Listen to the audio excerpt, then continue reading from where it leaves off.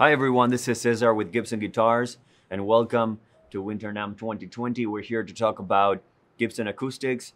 I'm here with Don Rufato from our team in Bozeman, Montana, and we want to tell you about something that's very exciting we've been working on for the last year, which is launching the acoustic custom shop based in Bozeman for the first time in Gibson's history. The custom shop is all about going back to historical accurateness with our historic collection, and then leaning into the future with really high quality builds, ornamented designs, and borrowing from what Orville left us and he started 126 years ago. So Don, can you tell us a little bit about what went into building these historically accurate instruments by the model year that made them iconic? Absolutely. Well, we wanted to identify the years and the guitars that changed music, that changed Gibson, that defines what we are today. Starting with the very first full-size guitar we made, which was the 1934 Jumbo. Moving through into the war years, into the J200s from the late 30s. They're all iconic. They all have a place. They all are the reason why we have everything that we have on the line today. Is derived from these guitars. The builds are as historically accurate as anything we've ever done. Specification-wise, the necks, the look, dimensionally, the bracing. It's fun. The builders are having so much fun doing this. It's a wonderful thing. Tell everyone about what we do and what goes into thermally aging tops to capture that vintage sound. People always wondered, why do the old guitars have that vibe? And over the past couple decades, technology has developed that we could actually explore to a cellular level the difference between a new piece of wood and an old piece of wood. So, okay, we see the cell walls are collapsed. We see the sugars have all crystallized. How do we get there quicker? And there's a lot of different processes, different mindsets on how to get there. Our thermally aging process really brings the guitar to life. The wood it's glassy, it's crystalline when you tap it before it's on the guitar. And it just makes the guitar lighter, makes it more responsive, makes it like an old guitar. It's really, really a unique process, and everything in the custom historic edition has a thermally aged top. Period correct to either Adirondack or Sitka, depending on the era, but they're all thermally aged.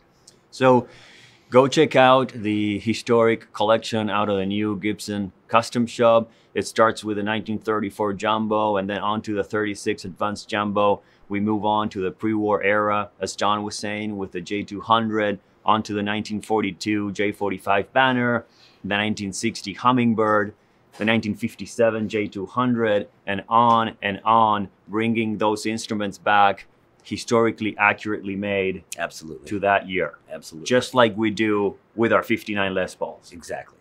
So check that out. We want to show you now a model that is as iconic as our Les Paul, which is the J45. Absolutely. Right? The J45 is one of those that has defined sound and has shaped sound on so many genres of music across, so many years. So it doesn't really just start in 1942, which yes, that's when we call it a J45. But we have here represented basically sort of the progress of how this happens with all these guitars here that in one way or another are part of that J45 family. Absolutely. So tell us about how this all gets started. This body shape is iconic. We have no way to really quantify it, but there's no doubt in our mind that the J45 is the most recorded acoustic guitar in history. All genres of music. Since day one, 1934, we developed the body style with what was called the Jumbo. It was the first full-size guitar that Gibson made as a production model.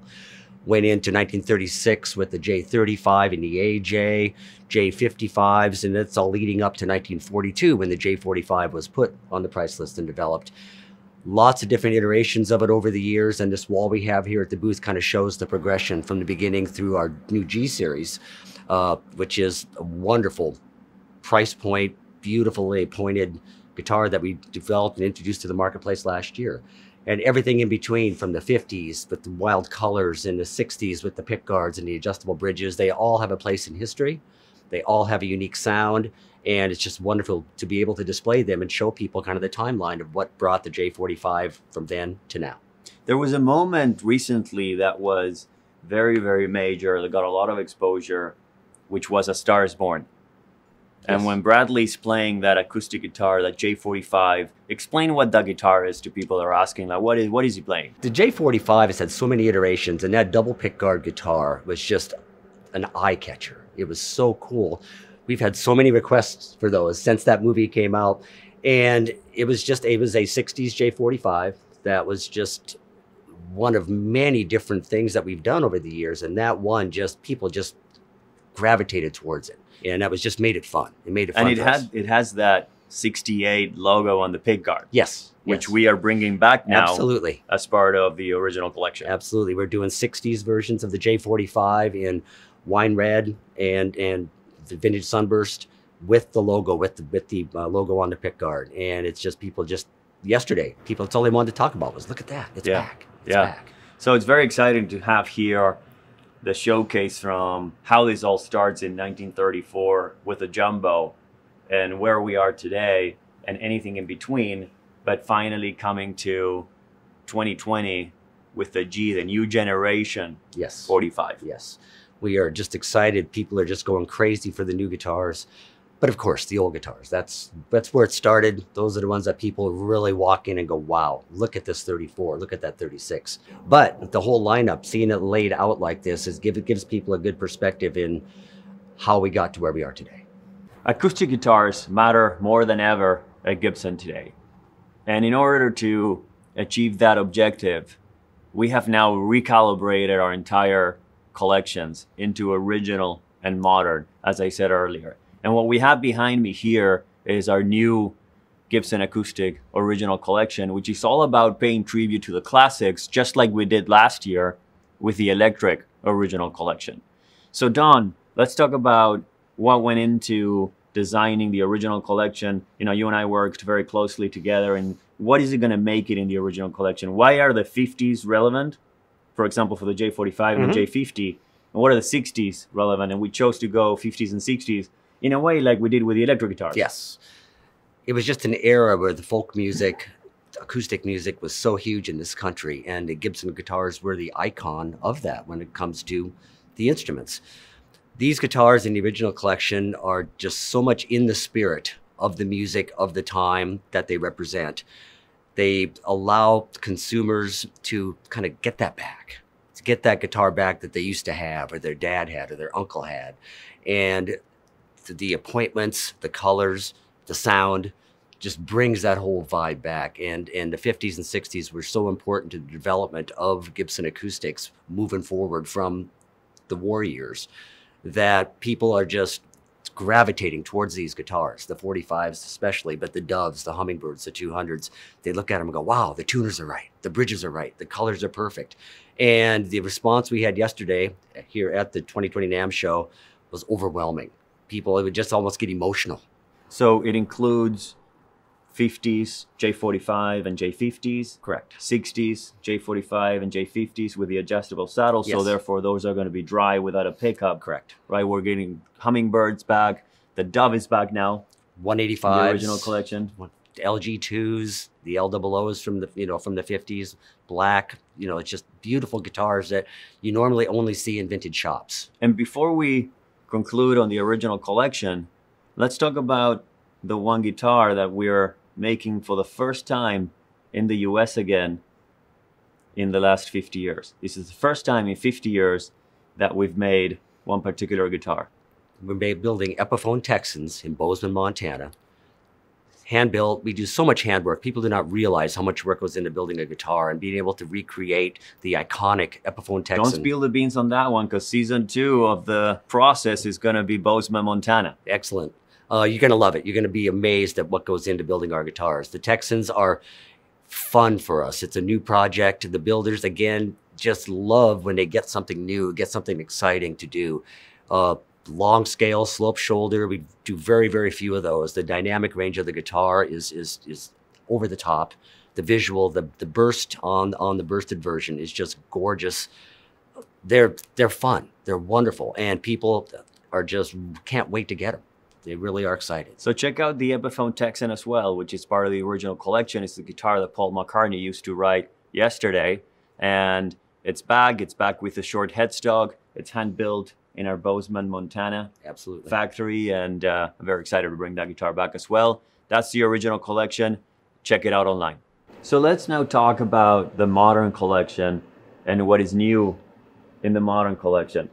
First, we've now redone the modern collection just like we did the original collection, and have brought a lot of new instruments, right, that we weren't making before. Clearly a G45 is in it, but can we talk a little bit about the Studio Rosewood? Absolutely. The Studio line was introduced 2 years ago. Beautiful guitars, walnut, slimmer bodies, flatter fingerboards for ease of bending strings and playing. Incredibly successful. So we thought we would take that a step further this year and introduce a complete line of Rosewood Studios, including an LOO, J45, Hummingbird, and J200. Natural or burst finishes.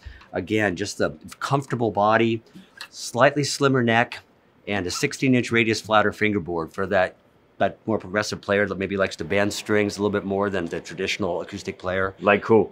Like Slash. Okay, so keep that in mind, all you maniacs out there. The new Slash collection J45 also comes with a 16-inch radius, which allows for a lot better and easier bending. Absolutely. The dynamic range on these is just over the top. Again, the comfort of the play, the ease of play with the slimmer neck, and they have Fishman Sonotone pickups, ready for stage use, ready for studio use. Just going to be a wonderful addition to the line. We're really excited about these, and people that we have shown them to are just like going, wow, that's great. What a great addition. What I love about this is that we got these instruments in the hands of our G3s, the new Gibson Generation group, and they were obsessed with the sound coming of the Studio Rosewoods. Rosewood will give you that rounder, low mids, warmer tonality than a lot of other tone woods will. And they're just deep, rich. They sound like a Gibson. So if you're around Winter NAMM 2020, come check them out. If you can't make it here, go to your dealer in town, go try them out and give us some feedback.